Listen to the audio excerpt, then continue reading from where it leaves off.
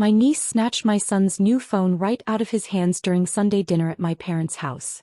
Emma, only 12 years old, held it up like a trophy while my 7-year-old son, Daniel, stood frozen in shock, his face crumpling as he tried not to cry in front of everyone. Mom says poor kids don't need expensive things, Emma announced loudly enough for everyone at the table to hear. The conversation around us died instantly. She examined the phone with exaggerated interest, turning it over in her hands like she was inspecting something she owned. This is way too nice for someone like Daniel. He probably doesn't even know how to use all the features.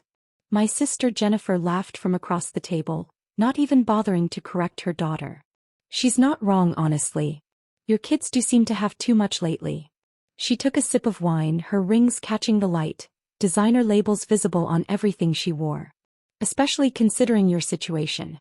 I mean, how are you even affording these things? I felt Daniel's hand grip my arm, his eyes welling up with tears. My daughter Sophie, 9 years old, had stopped eating and was staring at her plate, her shoulders hunched like she wanted to disappear. The entire family had gone quiet, waiting to see how I would respond. My brother looked uncomfortable but said nothing.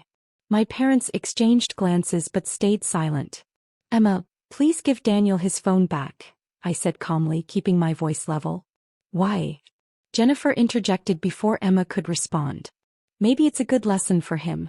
Not everyone gets to have the latest iPhone, especially when their parents are barely making ends meet. My father cleared his throat uncomfortably. My mother suddenly became very interested in her mashed potatoes.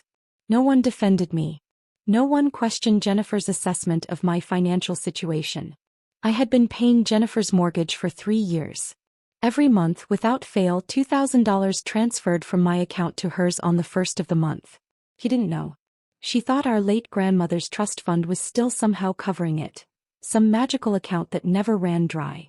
I had let her believe that lie because family was supposed to help family quietly, without expectations or recognition. But that was just the mortgage. There were other things too. The car payment on her luxury SUV, the one she claimed was essential for her image as a boutique owner. The private school tuition for Emma and her younger brother Tyler, because public school wasn't appropriate for their social development. The credit card I had paid off twice when her business expenses got out of control after buying too much inventory that didn't sell. Jennifer's boutique clothing store had been hemorrhaging money for 2 years, but somehow she always seemed to stay afloat, never questioning how the bills kept getting paid. Jennifer, that's enough, I said quietly. Emma, the phone. Now. Emma looked at her mother, who shrugged. Let her have it back, him. We can't help that some people don't understand financial responsibility. The phone clattered onto the table. Daniel grabbed it quickly, checking for scratches. I put my arm around both my children and stood up. We're going to head out early tonight, I announced. The kids have school tomorrow. Oh, come on, Jennifer said, rolling her eyes. Don't be so sensitive. I'm just being honest. You've always been too proud to admit when you're struggling. I smiled. Actually smiled. Because in that moment I made a decision. You're absolutely right, I told her. I should be more honest about my financial situation. The drive home was quiet. Daniel held his phone protectively in his lap. Sophie kept looking at me with worried eyes. Mom, are we poor? Sophie finally asked as I pulled into our driveway. No, sweetheart. We're not poor. Then why did Aunt Jennifer say that?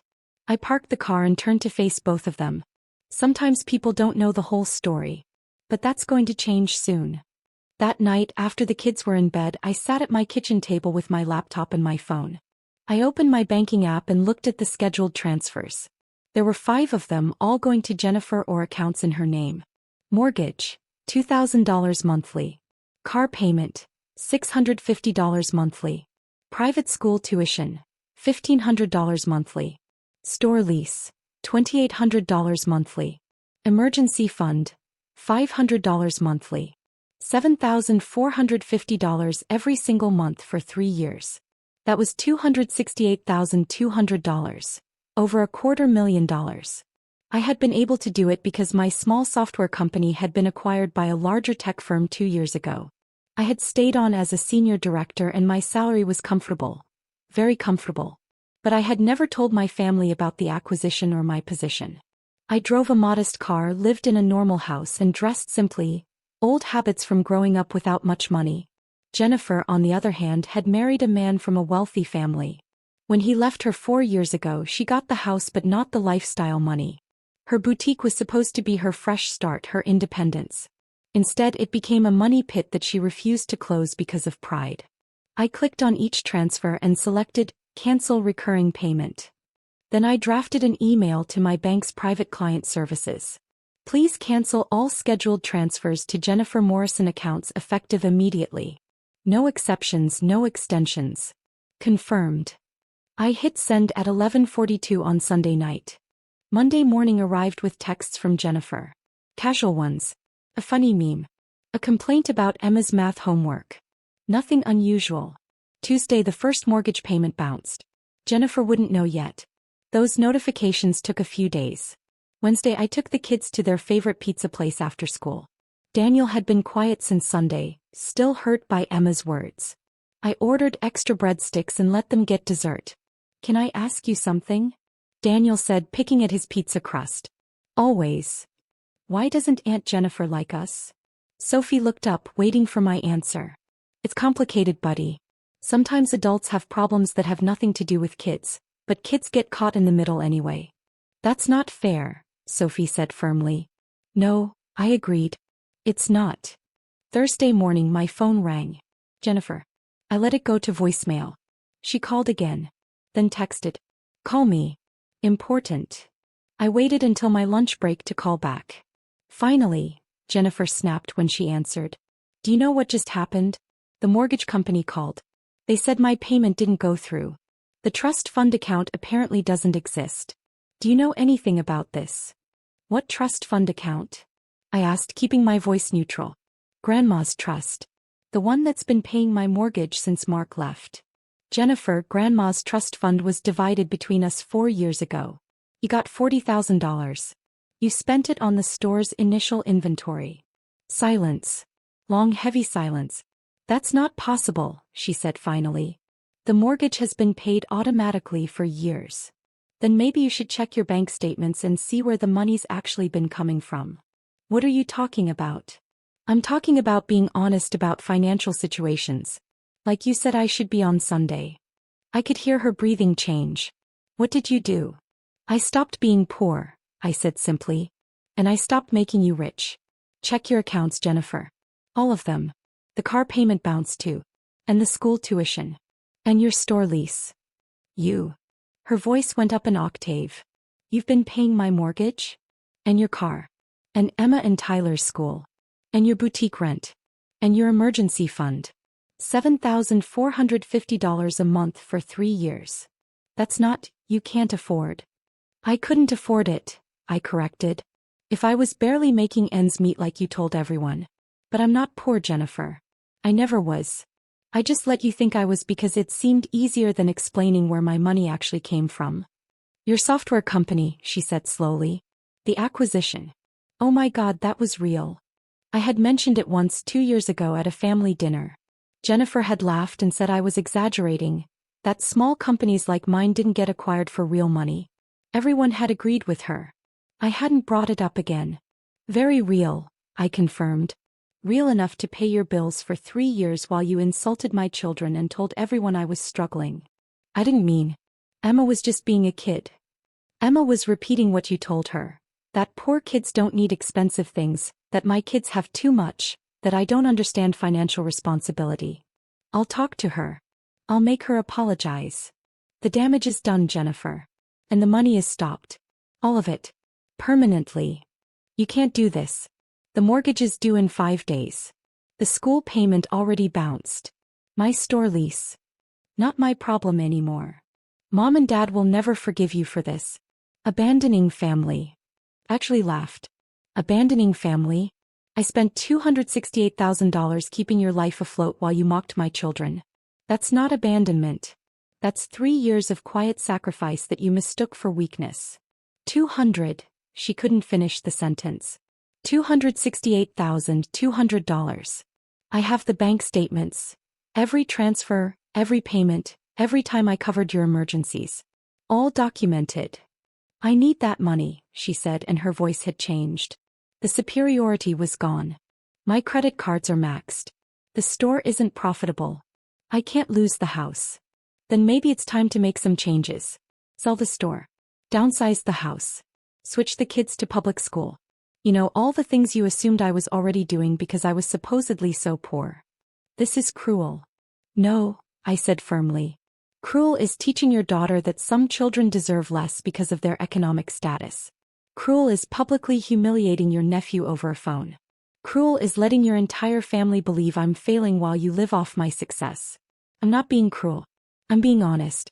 Finally. She hung up. Within an hour my mother called. Jennifer says you've cut her off financially. Please tell me that's not true. It's completely true. But she'll lose everything, the house, the kids' school. She'll figure it out. She's a grown woman with a business degree. When did you become so heartless? I'm not heartless, Mom. I'm just done being everyone's silent bank account while being treated like their charity case. My father called that evening. Your sister is family. We help family. I did help. For 3 years. Quietly. Consistently. Until she decided to teach her children that my children are less deserving because we're supposedly poor. That's where my help ends. You're making a mistake, he warned. The only mistake I made was not telling everyone the truth 3 years ago. Friday afternoon, Jennifer showed up at my office. The receptionist called my extension, sounding apologetic. Your sister is here. She says it's urgent. I went downstairs. Jennifer was in the lobby and she looked different. No designer bag. No perfect makeup. She looked tired. Can we talk? She asked. Please. We went to the coffee shop next door. He ordered water, just water. I checked the bank statements, she said quietly. All of them. You've been paying for everything. But I genuinely thought Grandma had set up some kind of long-term trust. I never questioned it. You never asked. You just assumed you deserved it. I know. And on Sunday I was awful. Emma was awful. I've been teaching her terrible things without even realizing it. You realized it. You just didn't care because you thought you were better than me. She flinched. You're right. I thought I was better. My marriage, my store, my life. Even after Mark left and everything fell apart, I still acted like I was superior, like I had it all figured out. And now I'm terrified. The mortgage company gave me 30 days. The school wants the full semester payment or Emma and Tyler are out. The lease on the store is up for renewal, and the landlord wants 3 months' rent in advance. So sell the store. Refinance the house. Make changes. I can't sell the store. It's all I have. It's a failing business that's been bleeding money for 2 years. It's not all you have. It's an anchor around your neck. She stared at her water glass. I don't know how to do this. I don't know how to start over. The same way I did when I started my software company. The same way I did after my divorce. You figure it out because you have to. Can I ask you something? She looked up at me. Why did you help me for so long if you knew I looked down on you? I thought about that for a moment. Because I hoped you'd eventually see that family wasn't about who had more money or a better house or a successful marriage. I hoped you'd realize that quiet support meant more than loud superiority. I was wrong. You weren't wrong, she said softly. I was just too stupid and proud to see it. So now you see it. What changes? Everything, she said. Everything has to change, starting with a real apology to Daniel and Sophie. They deserve that. But Jennifer, I'm not turning the money back on. That part is permanent. I understand. I don't deserve it anyway. I never did. We sat in silence for a while. The coffee shop bustled around us, but at our small table, everything was quiet. For what it's worth, Jennifer finally said, I'm sorry. For Sunday, for the last 3 years, for all of it. And I know sorry doesn't pay a mortgage. No, I agreed. It doesn't. But it's a start. She nodded and stood up. I should go. I have a lot to figure out.